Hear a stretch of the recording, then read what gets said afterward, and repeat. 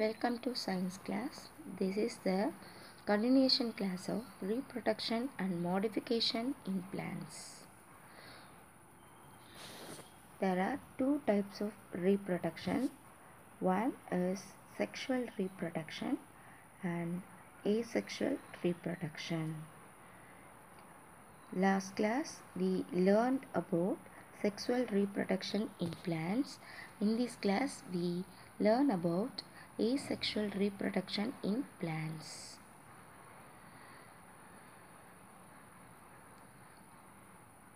This is one of the asexual reproduction process. The production of new plants without the involvement of pollination and fertilization is known as asexual reproduction. In this process, parent organism either splits or a part of parent organism separates to form a new organism.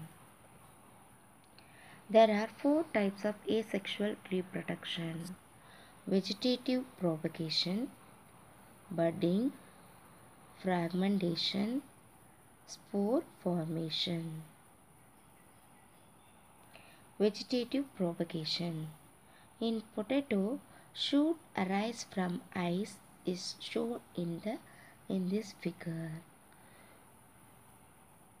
Sugarcane yarn are also grown like this. Vegetative parts of the plant such as root, stem and leaves can help to propagate the plant.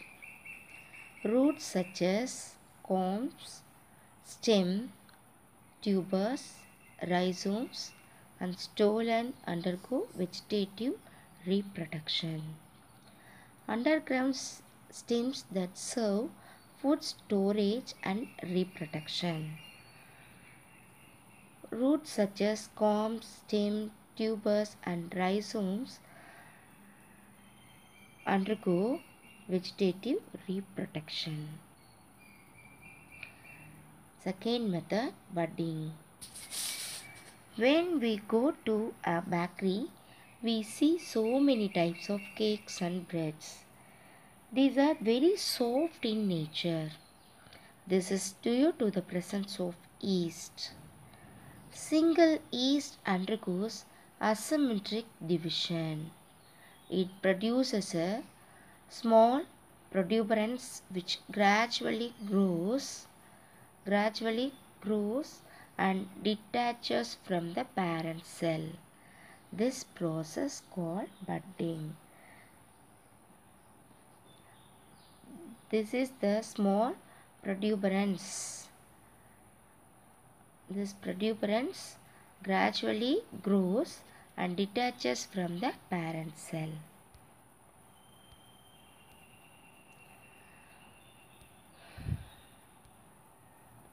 Fragmentation. In a pond, we see so many algae.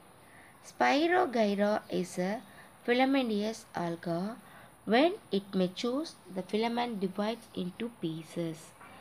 Each fragment or piece of a filament will grow into a new filament or individual. Likewise, Spirogyra produces so many young ones, and this process is known as fragmentation. Spore formation. What do you mean by unfavorable conditions? Scarcity of water, high temperature, nutrient deficiency in soil, etc. are unfavorable conditions. During these unfavorable conditions, non-flowering plant like algae, fungi, moss and ferns produces spores. They germinate into a new plant when favorable conditions are returned.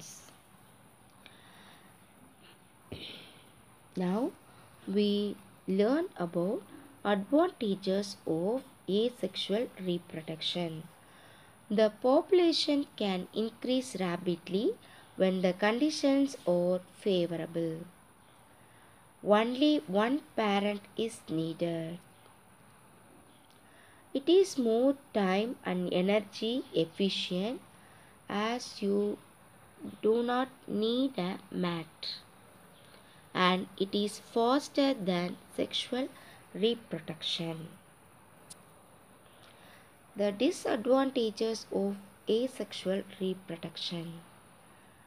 It does not lead to genetic variation in a population.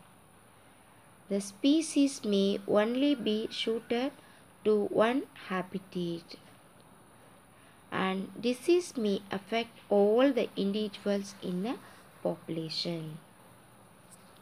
Students, I hope you all have understood about asexual reproduction in plants. Thank you.